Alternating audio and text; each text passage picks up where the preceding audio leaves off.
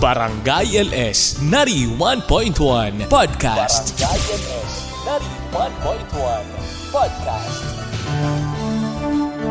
Ang drama ng buhay, ang drama ng barangay. Radyo, nobela.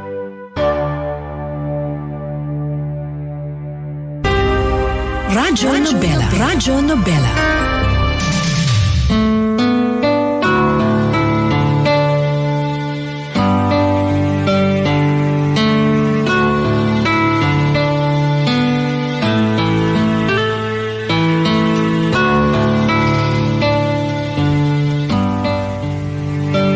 Hindi madaling ma-inlove sa taong itinuturing mo ng matalik na kaibigan.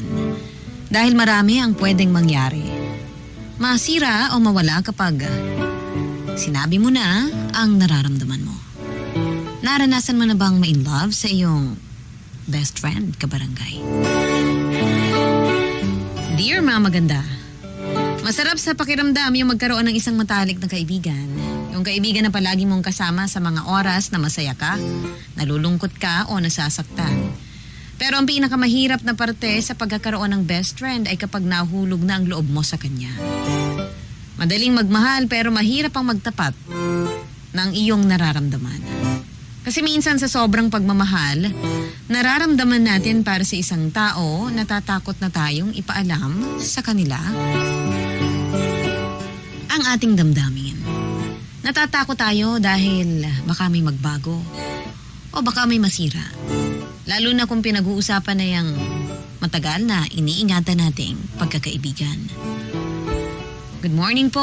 Pasensya na kung sa simula pa lang ng sulat ko ay medyo madrama na.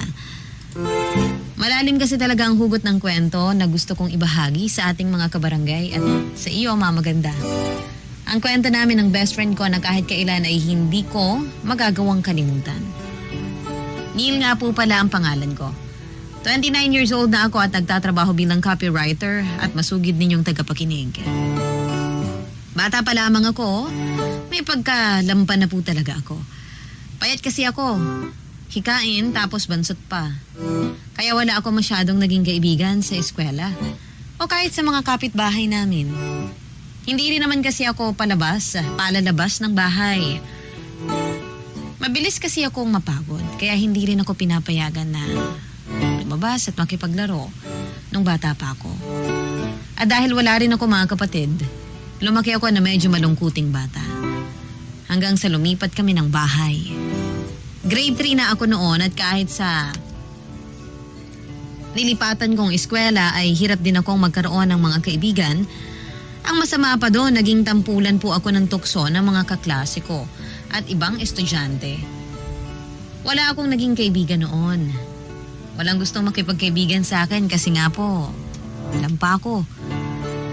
Parang lahat sila ang tingin sa akin na isang bagay na pwedeng asarin at paglaruan lamang. Hanggang sa nakilala ko ang magiging tagapagtanggol ko noong mga panahong lampa po ako. Ako po si Neil at ito ang aking kwento.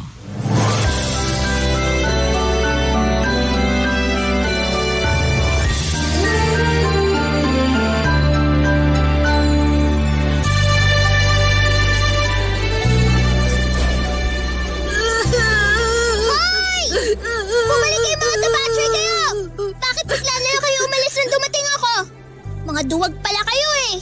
Mahihina na tinutukso nyo. Mga duwag! Ayos ka lang ba? Oo. Wala na ba yung mga kaklase natin na malalaki ang katawan? Wala na. Tumakbo na sila palayo bago pa ako nakalapit sa inyo. Halika, tayo ka na. Ikaw yung bago naming kaklase, di ba? Oo.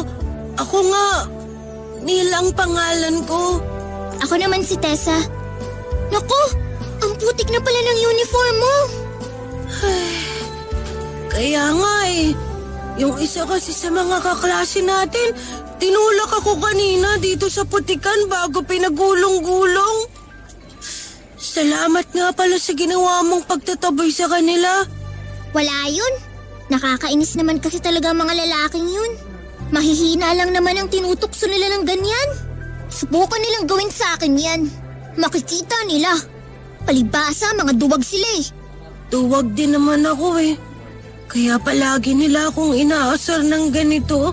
Para sa akin, hindi ka duwag. Medyo mahina ka lang kasi nga bukod sa payatot ka na, bansot ka pa. Pinapagaan mo ba ang loob ko? Inaasar mo rin ako. Sorry! Ang ibig ko lang namang sabihin, hindi ka kagaya ng mga kaklase natin na palaging nanunukso. Medyo mahina ka lang pero hindi ka duwag na nangaasar ng iba na hindi marunong lumaban. Mas okay na yung maging mahina kasi kaya mo maging malakas. Kesa yung nagtatapang-tapangan ka tapos duwag ka naman pala. Kagaya ng mga kaklase natin na yun. Ang ginaganyan lang nila yung mga alam nilang hindi lumalaban sa kanila. Kasi nga, mga duwag talaga sila. Bakit kasi ang payat-payat ko tapos ang liit ko pa? Kaya tuloy trip nila ako asarin. Pwede ka naman maging malakas kahit payatot at bansot ka. Paano? Isipin mo lang na malakas ka. Tsaka, huwag mo hayaan na ginaganyan ka nila. Dapat marunong ka rin lumaban. Kapag sinipa ka, sapukin mo ka agad. Paano kapag marami sila tapos bigla nila akong pinagtulungan? Di... Tumakbo ka na lang at maghanap ka ng teacher na masusumbungan. Sa takbuhan din pala ang bagsak ko eh. At least hindi ka nila pagtutulungan na paggulungin sa putikan kagaya ng nangyari sa'yo ngayon. Sabagay, tama ka dyan. Salamat uli ah. Para saan? Nakapag-thank you ka na kanina. Yung pasalamat ko kanina para sa pagtataboy mo sa mga nangaasar sa akin. Yung ngayon, para sa mga sinabi mo na nagpalakas ng loob ko na maging matapang. Wala yun. Basta isipin mo lang na kailangan na maging malakas at matapang ka. Minsan kasi ang katapangan, yan na magpapasaya sa atin kasi wala namang aapi sa atin. Huwag ka mag-alala. Dahil mula ngayon, hindi ka na nila aasarin pa. Lalo na kapag nalaman nila na mag-best friend na tayo. Best friend? Oo! Best friends na tayo mula sa araw na to. At ako na magiging tagapagtanggol mo. Ayos ba yun, Bes? Oo naman. Ayos na ayos, Bes. Yun po ang araw na simula ng pagiging opisyal naming mag-best friend ni Tessa. Palagi po kaming magkasama sa lahat ng oras kapag nasa eskwela kami. At kagaya ng pinangako niya, siya ang naging tagapagtanggol ko tuwing may mga kaklase kami o ibang estudyante na nambubuli po sa akin. Iniisip ko talaga noon na ang swerte ko dahil sa dami ng estudyante sa eskwela namin, ako ang napili ni Tessa na maging best friend. Hindi lang dahil sa naging tagapagtanggol ko siya, kung hindi dahil mabait talaga siya at masayahin. Palagi akong tumatawa sa tuwing magkasama kami. Palagi kasi siyang nagjo-joke ng mga kakornihan pero talagang nakakatawa po para sa akin. Nagpatuloy po ang pagiging mag-best friend namin ni Tessa hanggang kolehiyo. Sa parehong university po, Mamaganda, doon po kami pumasok ni Tessa. At siguro kapag nagmamature ang dalawang tao na mag-best friend, lumalalim din talaga ang pagkakaibigan nila. Pero kung noong mga bata pa kami, ay si Tessa ang aking tagapagtanggol. Naging taga-asar naman niya ako nang maging dalaga at binata na kaming dalawa.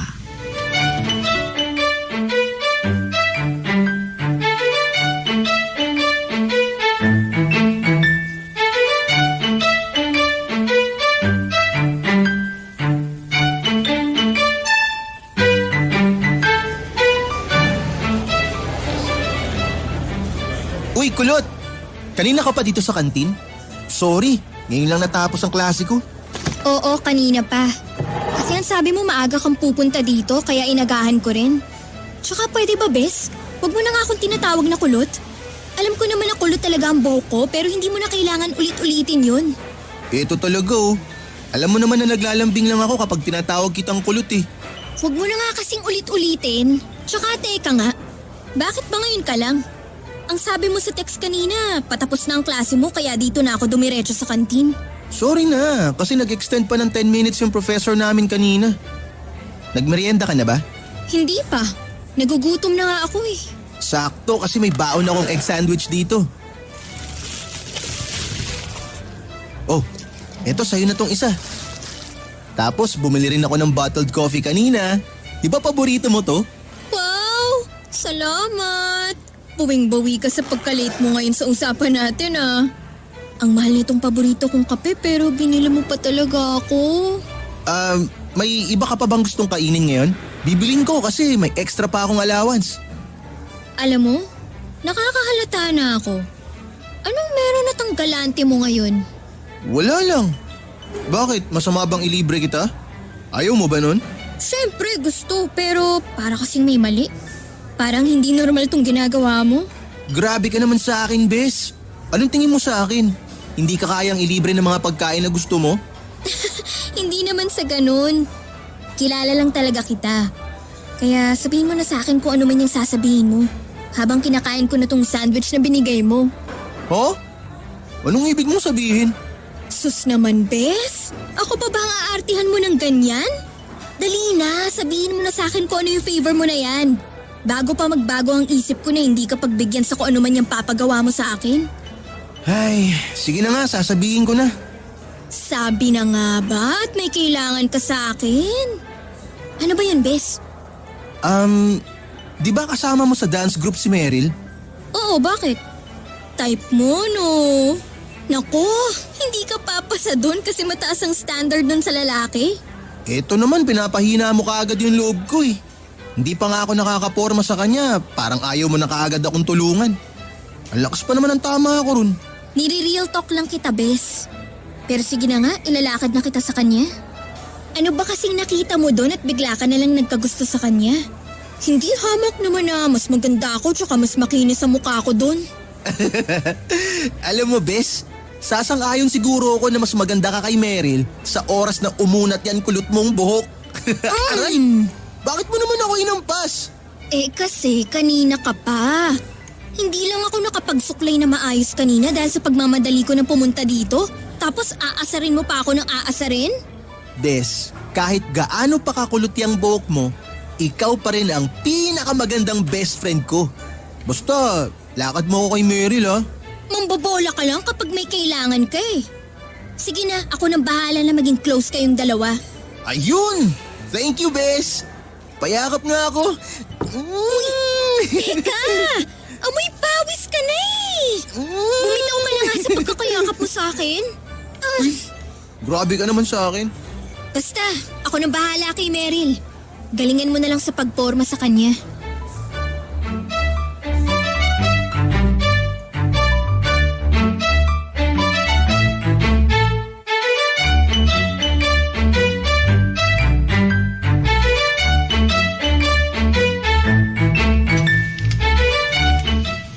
Hindi naman talaga ako ganon.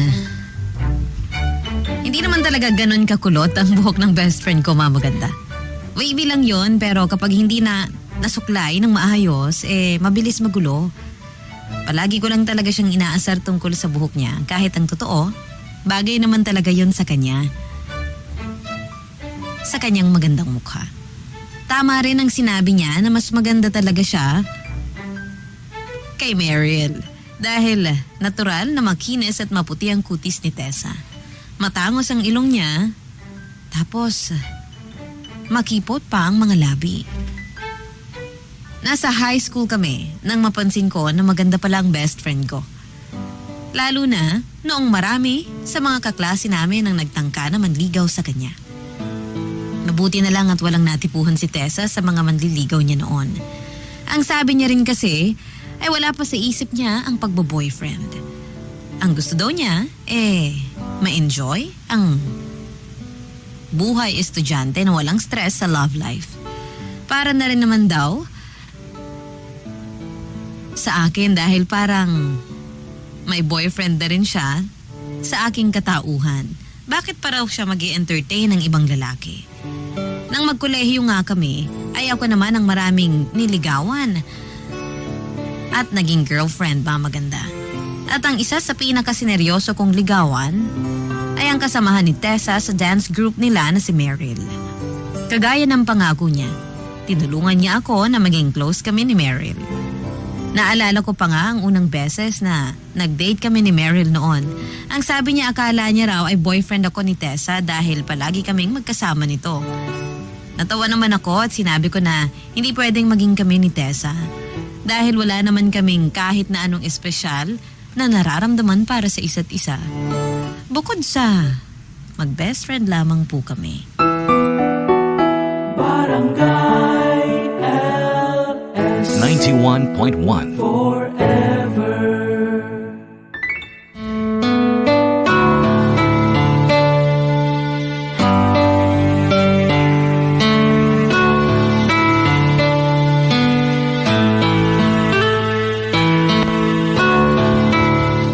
Dahil tinulungan ako ni Tessa na napasagot ko sa wakas si Meryl sa loob ng isang buwan, masaya naman ang naging relasyon naming dalawa.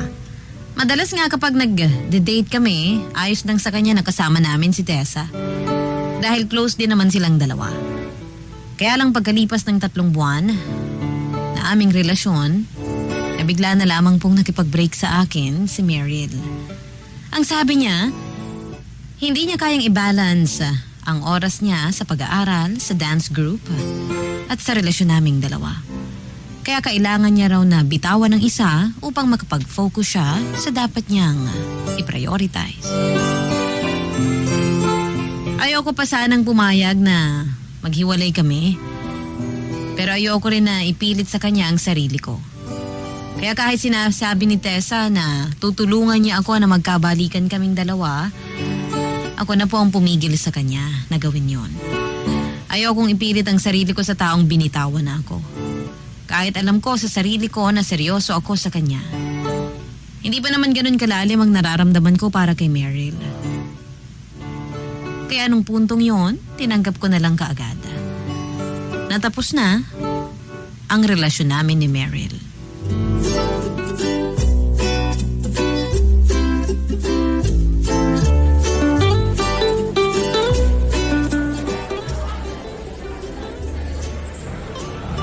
Oy, Bes! Tulala ka na naman dyan. Hindi ah. Pinapanood ko kaya yung mga nagpa-practice ng basketball. Eh bakit dyan ka nakatingin? Nasa kabilang side na kaya yung mga nag-aagawan ng bola. Ha? Oo nga no. Ang bilis naman nilang tumakbo. Nasa kabilang court agad. Ewan ko sa'yo. Ano na naman ba kasi yung iniisip mo at parang ang lalim? Wala. Wala. Pero kung hindi pa kita tatapikin, parang hindi ka magigising sa pagkatulala mo dyan. Huwag mong sabihin na si Meryl pa rin yan, ha? Isang buwan na kayong break pero parang hindi ka pa rin nakaka-move on sa kanya. Naka-move on na ako sa kanya no, tsaka sa naging relasyon naming dalawa. Weh, hindi nga. Hindi talaga siyang laman ng isip mo ngayon? Ay. Okay, fine. Aaminin ko na. Siya nga ang iniisip ko. Pero hindi dahil sa hindi pa ako nakaka-move on sa paghihiwalay naming dalawa. Eh bakit mo nga iniisip si Meryl? Wala lang. Para kasing ang bilis niya lang akong binitawan. Ganun talaga. May mga tao na nahihirapan na hatiin ang oras nila. Alam mo naman na palaging kasama sa Dean's List si Meryl. Tapos, active din siya sa dance group namin. Kaya hindi ko rin talaga siya masisi kung hindi niya mabalanse ng tama ang oras niya. Dapat nung una pa lang hindi niya na ako in-entertain. Hindi niya na hinayaan na ligawan ko siya kung hindi naman pala niya ako kayang pangatawanan. Nung makausap ko siya, ang sabi niya gusto ko naman daw talaga niya. Na seryoso siya sa relasyon yung dalawa.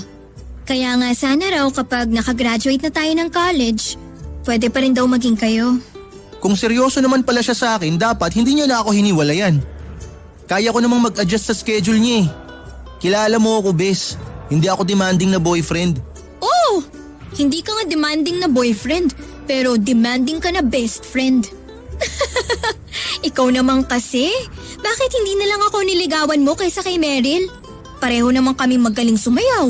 Matalino. Tsaka maganda pa. Bes, alam mo naman na hindi tayo talo. Kasi nga mag-best friends tayo. Dapat hanggang mag-best friend lang. Ang mag-best friends, hindi dapat sila nagkakaroon ng relasyon para walang nasisira at walang nasasaktan. Sa mga pelikula lang naman nangyayari yung love story ng mga mag-best friend na nagkakatuluyan sa huli. Dahil sa totoong buhay, walang ganun.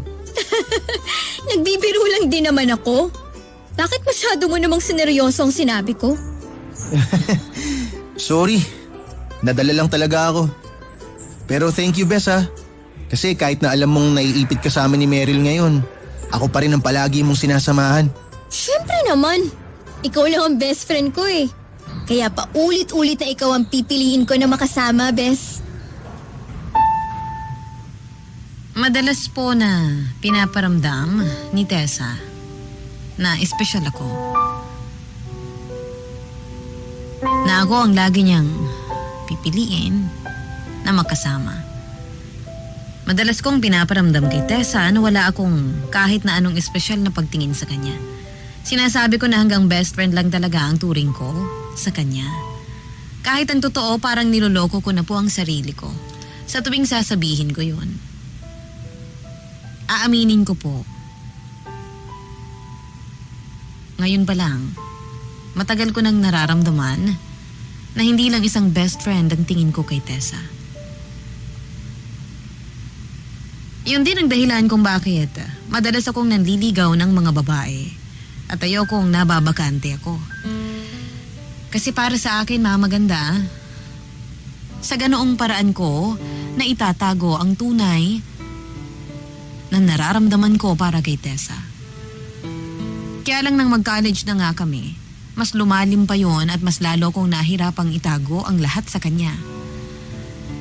Dinaan ko na lang tuloy sa pang-aasarang lahat para hindi na niya mapansin na meron na po talaga akong espesyal na pagtingin sa kanya.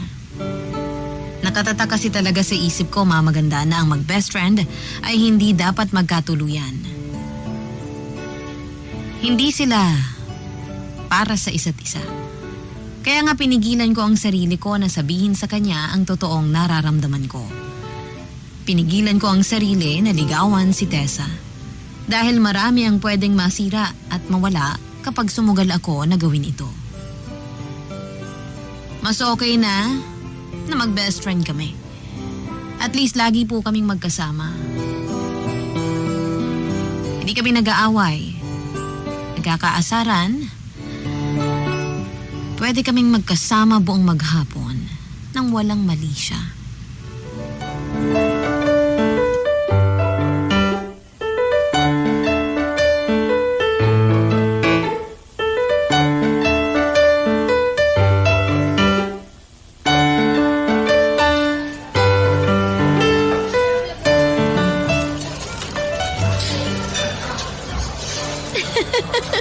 Ano ka ba? Hindi mo na kailangan gawin yun. Basta, kung gusto mo pumunta sa bahay, kahit magdala ka na lang ng prutas para sa parents ko. Oo, ayos na yun. Bes, eto na yung pagkain natin. Sa Sabado? Hindi raw available yung tuna pie, kaya pinalitan ko na lang ng ice cream yung request mo. Ako na lang. May lakad kasi kami ng best Tingnan friend mo ko to, sa hindi ako umaga. pinapansin. Pero half day naman yun, kaya libre na ako sa hapon. Uy, Bes! Naririnig mo ba ako? Hello? Nandito na ako sa table natin. Hala, bes. Sorry. Saglit lang, magpapaalam lang ako dito sa kausap ko. Hello, Kaloy? Magla-lunch lang kami ng best friend ko. Mamaya na lang ulit tayo mag-usap. Oo, tatawagan na lang kita mamaya. Bye! Sorry, bes. Hindi ko napansin na nakabalikan na pala dito sa table natin. Ayos lang. Sino ba yung kausap mo? Wala lang. Kaklase ko lang sa isang subject ko. Kaklase lang pala. Bakit parang kinikilig-kilig ka pa habang kausap mo siya? Uy, hindi ah. Grabe siya. Lah, di ka pa kinikilig niyan Hindi naman kita hinahawakan pero parang kinikiliti ang tagiliran mo sa laki ng ngiti mo. Sino ba kasi ang Kaloy na yan? Classmate ko nga lang sa isang subject ko. Kung classmate mo lang yan, bakit ang lakas mong maka-high school sa kilig habang kausap mo siya? Alam mo, Bes, ang dami mong napapansin sa akin ngayon. May dalaw ka ba? Sira!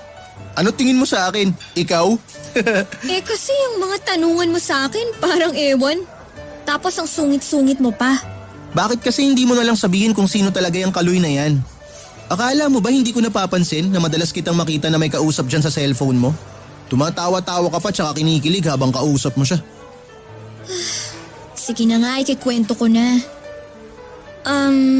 Naalala mo yung nag-runner-up na Mr. University last year?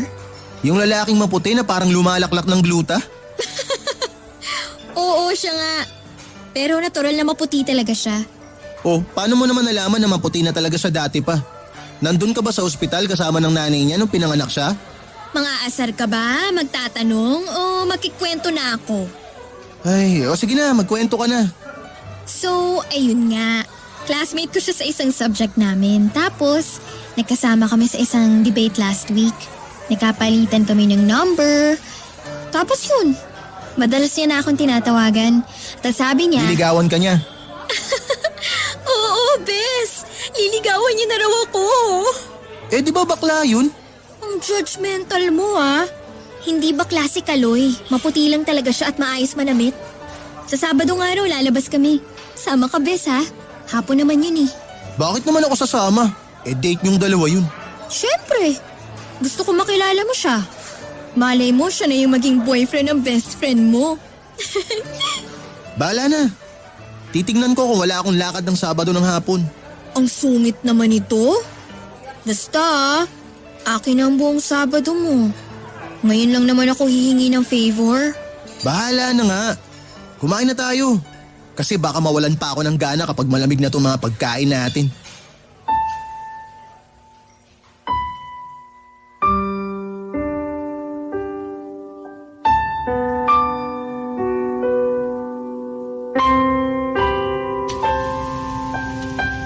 Yun ang unang pagkakataon na nakita kong kinikilig ng ganun, si Tessa. Nagkaroon naman siya ng mga crush noong nasa high school kami. Pero hindi ko siya nakita ng umiti ng ganun, katamis. Iba ang kislap ng mga mata niya ng mga panahong yun. Habang kausap sa telepono si Kaloy, iba po talaga ang ngiti sa kanyang mga labi.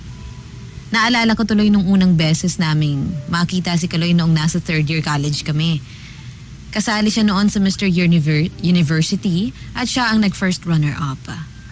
Nagka-crush na kaagad si Tessa sa lalaki na yon nang makita siya sa stage.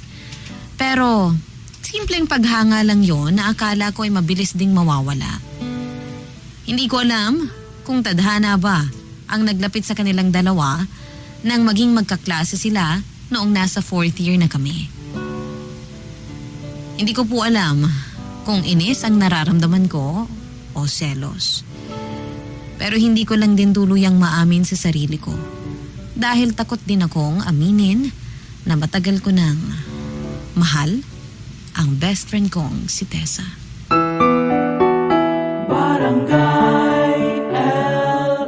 In Lucena, 91.1.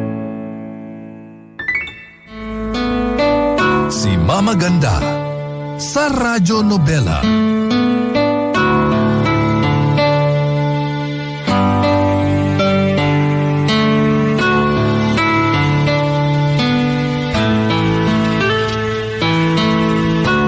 Naging masugid nga pong manliligaw ni Tessa si Kaloy. Sa lahat ng mga nagtangkang manligaw sa best friend ko, masasabi ko na si Kaloy talaga ang pinaka-ma-effort sa lahat. Pumupunta kasi ito sa bahay mismo ni Tessa para doon siya dalawin. At nang unang beses na dumalaw doon si Kaloy, naramdaman ko na nagustuhan siya ng parents ni Tessa. Nakita ko rin kung paanong unti-unting naging malapit sa isa't isa ang dalawa. Gusto ni Tessa na sumama ako sa mga date nilang dalawa pero syempre naasiwa naman ako. Kaya paminsan-minsan ko lang pinagbibigyan ng best friend ko na sumama sa kanilang dalawa. Mabait din naman si Kaloy sa akin at kahit kailan, hindi ko naman naramdaman na nagyabang siya o may kayabangan siya sa kanyang katawan. Sikat nga rin pala siya sa aming university dahil artistahin nga po kasi si Kaloy. At miyembro siya ng pinakamagaling na cheer dance team sa aming university. Hindi rin naman talaga siya mukhang bakla kahit maputi siya, Sinasabi ko lang yon para asarin si Tessa. Pero ako pa yata ang mas naaasar sa bawat araw na nagiging malapit po ang dalawa. Hanggang sasabihin na nga sa akin ni Tessa noon na parang lumalalim na ang pagkagusto niya kay Kaloy. Sinabi ko na mas kilalanin pa niya ng mabuti si Kaloy dahil syempre ayokong masasaktan siya ng kung sinong lalaki. Pero mamaganda kahit hindi ibahagi sa akin ni Tessa ang tungkol sa feelings niya para kay Kaloy. Ramdam na ramdam ko. Nalubusan ng nahuhulog ang best friend ko sa kanyang mandiligaw.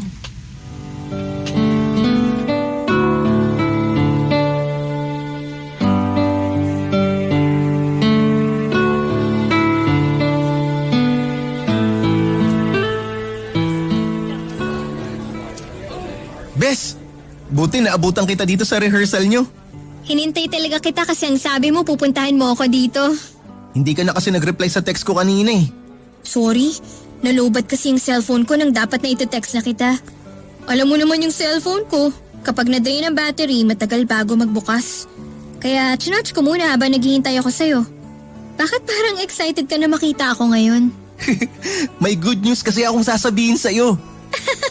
Ikaw din? Actually, may gusto rin sana akong sabihin sa'yo. Good news din ba yan? Medyo. Pero sige, mauna ka na magsabi kung ano yung good news na gusto mong i-share sa akin. Naalala mo yung tula na sinulat ko tapos pinabasa ko sa'yo noong nakaraang linggo? Yung malungkot na tula na tungkol sa isang tao na palihim na nagmamahal? Oo, yun nga. Nakapasa kasi yon sa evaluation ng literary editor ng dyaryo natin dito sa university. At ipapublish daw nila yung tula na sinulat ko sa next issue ng newspaper natin. Hala! Nakakatuwa naman! Congrats, Bes!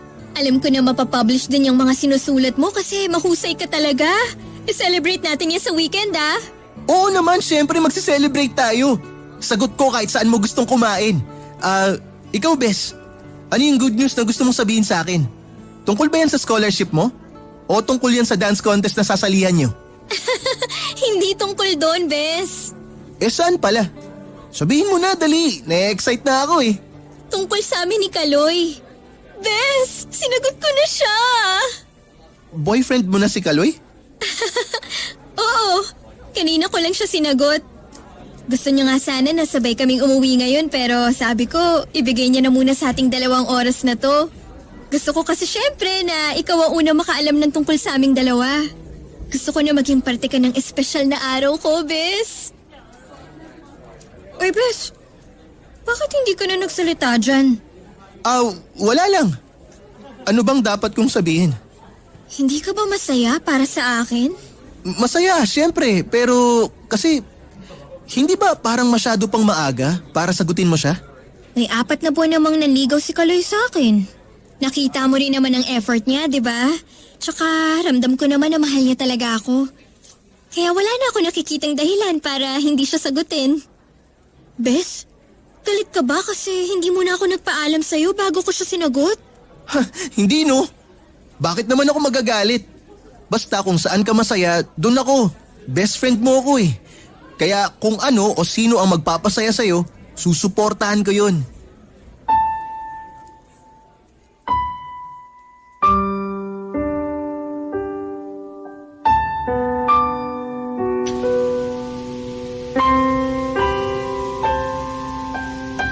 May kirot talaga akong naramdaman. Nung sabihin sa akin ni Tessa ang tungkol sa pagsagot niya kay Kaloy. Medyo nag-init din ang sulok ng mga mata ko noon pero hindi naman ako naiyak. Hindi ko nga maintindihan ang mararamdaman ko eh. Dapat ba ako magsaya para sa aking best friend?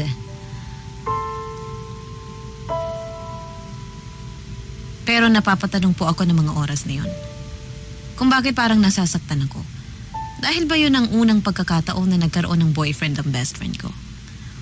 O dahil mahal ko na talaga siya at naghihinayang ako sa pagkakataon na meron ako noon. Lahat ng kirot na naramdaman ko noon ay pilit ko lang din na tinago mula kay Tessa. Pinakita ko na masaya ako para sa kanilang dalawa ni Kaloy. Hindi na rin ako masyadong sumasama sa date nilang dalawa para hindi na ako masyadong masaktan. Kaya lang maganda, nagsimula na ring mawala sa akin ang oras at atensyon ni Tessa. Doon ako mas lalong nalungkot. At doon ko siya nagsimulang mamiss.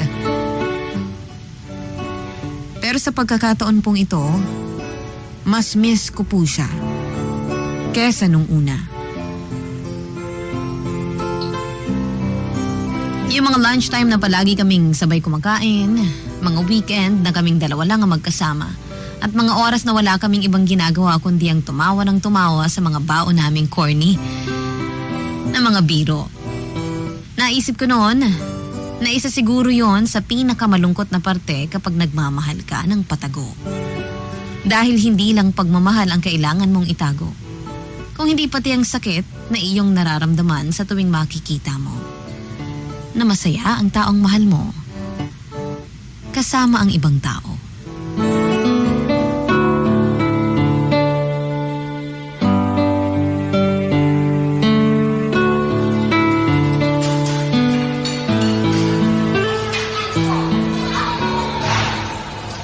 Oh, babe. Tatawagan na lang kita mamaya. Kasama ko pa kasi ngayon si Neil. Siya na rin maghahatid sa akin sa bahay kaya doon na lang siguro tayo magkita. Anong oras? Ikaw na bahala. Basta text mo ako kung anong oras ka makakapunta. I miss you too, babe. I love you. Bye. Ang tagal nyo namang mag-usap ni Kaloy. Tsaka magkasama lang kayo nung isang araw Namiss nyo kaagad ang isa't isa. Hindi pa kasi kami nakikita mula kahapon. Tsaka pauwi pa lang kasi siya dito sa Pasig galing sa probinsya nila. Kaya alam mo yun, sobrang miss talaga namin ang isa't isa. Ano? Tapos ka na bang kumain? Tara, mamili na tayo ng school supplies na kailangan ng kapatid ko. Mamaya na. Tinatamad pa ako maglakad-lakad Tsaka para kasing ang bilis ng oras kapag lumabas na tayo dito sa fast food. Pero bes, naisip ko lang. Manood kaya tayo ng sine pagkatapos nating mamili ng school supplies mamaya? Hindi pwede kasi baka gabihin na tayo masyado. Pupunta nga si Kaloy mamaya sa bahay namin. Baka doon daw siya sa amin mag-dinner. Eh di bukas na lang tayo manood ng sine. Panoorin natin yung bagong horror movie na inaabangan natin mag-showing. Nabasa ko yung mga reviews sa internet, maganda raw yung movie na yun. Sorry, Bes. Hindi rin ako pwede bukas kasi may date kami ni Kaloy. Ay, Bes, kung gusto mo, sumama ka na lang sa amin. Hindi, wag na. Papanoorin ko na lang mag-isa yung movie na yun. Nasanay na rin naman ako mag-isa sa mga lakad na dati tayong dalawa yung magkasama. Grabe siya magtampo. Sorry na, Bes. Next time, babawi talaga ako. Huwag ka na magsungit. Please? Hindi ako nagsusungit, no? Eh ano palang tawag sa ginagawa mo ngayon? Huwag mong sabihing nagseselos ka. Paano kung sabihin ko sa yung oo? Nagsiselos nga ako. Ha? Nagbibiro ka lang, di ba? Hindi ako nagbibiro. At mas lalong hindi kita inaasar. Nagsiselos talaga ako. Tuwing magkasama kayo ni Kaloy. Bakit? Saan galing yan? Dahil ba palagi kong kasama si Kaloy? Dahil ba nawawala na sa yung oras ko bilang best friend mo? Tess, sinusubukan ko naman na ibalanse ang oras ko sa inyo ng boyfriend ko. Kaya sana, wag ka na magselos sa kanya. Hindi yun ang dahilan kung bakit ako nagsiselos. Eh ano pala? Bakit bigla ka na lang nagsusungit ng ganyan? Dahil mahal kita, Tessa. Mahal kita ng higit pa sa isang best friend lang. Ha? Seryoso ka ba talaga dyan sa sinasabi mo? Ay, oo. Seryoso ako. Kailan mo pa naramdaman yan? Kailan mo pa na-realize na mahal mo na ako? Hindi ko alam. Basta bigla ko na lang naramdaman na nasasaktan ako tuwing magkasama kayong dalawa ni Kaloy. Nasasaktan ako sa tuwing nakikita ko na napapasaya ka niya. Na iba yung ngiti sa mga labi mo sa tuwing kasama mo siya. Kung mahal mo ko dati pa, bakit palagi mo na lang akong inaasar? Bakit palagi mo na lang sinasabi na hindi naman ako kagandahan? At palagi mo pinaparamdam sa akin na kahit kailan, hindi ka magkakagusto sa akin. Ang unfair mo naman, Neil. Ang unfair mo kasi tinago mo sa akin na nararamdaman mo. Sorry, Tessa. Natakot lang naman ako eh. Natakot ako na sa oras na i-entertain ko yung nararamdaman ko para sa'yo, baka mas lumalim pa. Natakot ako na dumating ang oras na hindi ko na kayang itago ang lahat sa'yo. Natakot ako na baka kapag naging tayo at hindi nag-work ang lahat sa atin, masira lang ang ilang taon na pagkakaibigan natin. Kaya hinayaan mo na lang na mawala ako sa'yo? Na magawa ko magmahal ng iba? Para lang mapigilan ko kung ano man tong espesyal na naramdaman ko para sa'yo noon? Ha? Mahal mo rin ako?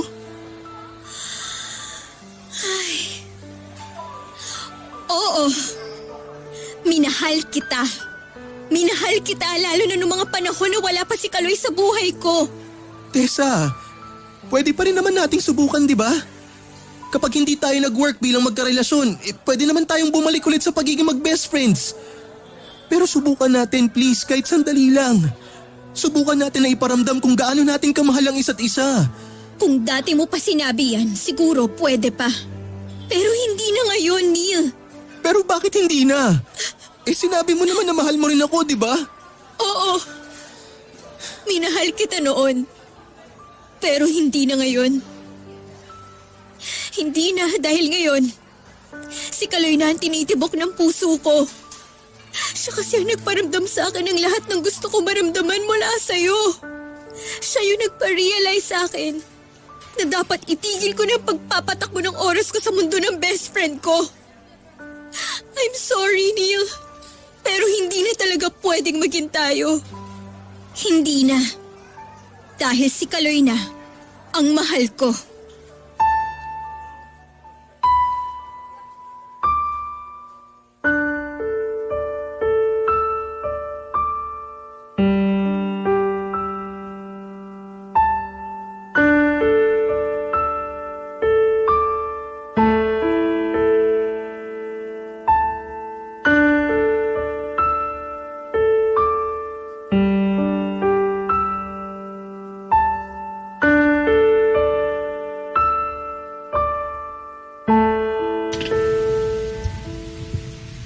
Parang nag-e-echo sa loob ng tenga ko mga salitang binitawan noon ni Tessa. Na minahal niya ako noon pero mas mahal na niya si Kaloy ngayon. Ang sakit pakinggan na matagal na pala akong mahal ng taong mahal ko pero nagbubulag-bulagan lang ako. Masyado kasi akong nagpadala sa takot na baka masira ang pagkakaibigan naming dalawa. Pero hindi ko naisip na mas masakit pala kapag nawala sa akin si Tessa nang hindi ko man lang sinusubukan na aminin sa kanya o kunin ang pagkakataon na malaman ang kanyang nararamdaman. Gusto ko pa sana siyang yakapin noon pero pinigilan ko po ang sarili ko. Hindi dahil sa nahihiya akong magmakaawa sa kanya, kung hindi dahil alam ko na huli na rin naman ang lahat. At hindi rin naman ako ang pipiliin niya. Ako rin naman ang may kasalanan kung bakit ako nasaktan. Dahil masyado ako nagpatalo sa takot. Naalala ko tuloy ang sinabi sa akin ni Tessa noong mga bata pa lamang kami. Na minsan, ang katapangan, yun ang totoong magpapasaya sa atin.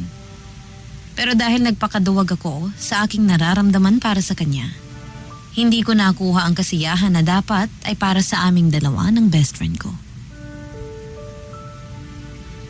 Napakasakit po, Mama Ganda.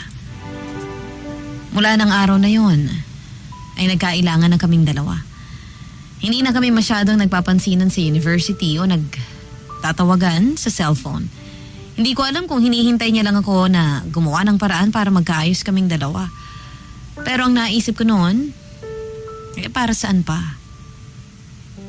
Wala na ako nakikitang dahilan para muli kaming mag-usap ni Tessa tulad ng dati. Magkakailangan at magkakailangan lamang po kami. Kapag magkasama o subukan naming magkasamang muli at mag-usap, sa palagay ko, walang magbabago. Hanggang sa makatapos na kami ng kolehiyo, isang simpleng batian lang na congratulations ang binigay namin sa bawat isa. Wala na yung matatamis na ngiti at mahigpit na yakap. Yun nga siguro ang ayoko talaga na mangyari sa amin noon. Ang magkailangan at pag-iwasan kaming dalawa. Pero kung nagawa ko lang na iparamdam sa kanya ng mas maaga ang totoong pagmamahal ko, siguro nagawa rin naming patunayan na hindi lahat ng mag-best friend ay nauuwi sa friend zone o sa best friend zone. Maraming taon na po ang lumipas mula nang magkaaminan kami. Ngayon ay ilang taon ng kasal. Si Tessa at si Kaloy. May 3 na po silang anak. Hindi ako naka-attend ng kasal nila noon pero pumayag ako na maging ninong ng panganay nilang anak. Hindi na rin ako masyadong nasasaktan sa naging kwento namin ni Tessa. May kaunting panghihinayang pero hanggang ngayon, nagagawa ko ng tawanan ang pagiging torpe ko at duwag pagdating kay Tessa noon. Wala eh. Kasalanan ko naman po talaga kung bakit hindi namin nasubukan ni Tessa na maging kami noon. Ang mahalaga ngayon kahit paano ay bumalik na ang closeness naming dalawa. Siguro maganda pagkatapos kong marinig ang sulat ko na mai-ere sa inyong programa ay susubukan ko ng magseryoso sa susunod na babaeng makakadate ko. Ang hirap pala kasi talagang makahanap ng forever, lalo na kung nakakulong ka sa isang malungkot na nakaraan. Pero sa oras na marinig ko na binasa niyo na po ang sulat ko ay palalayain ko na ang sarili ko mula sa nakaraan kong ito. Mula sa naudlot naming kwento ni Tessa. Maraming salamat po kung sakaling ako nga ang mapili nyo. Dahil ibig sabihin nun, oras na para subukan kong muling maging masaya at bigyan ng pagkakataon ang forever na para sa akin. Ako po ang inyong forever kapuso at kabarangay, Neil. Ang drama ng buhay, ang drama ng barangay. Radyo Nobela.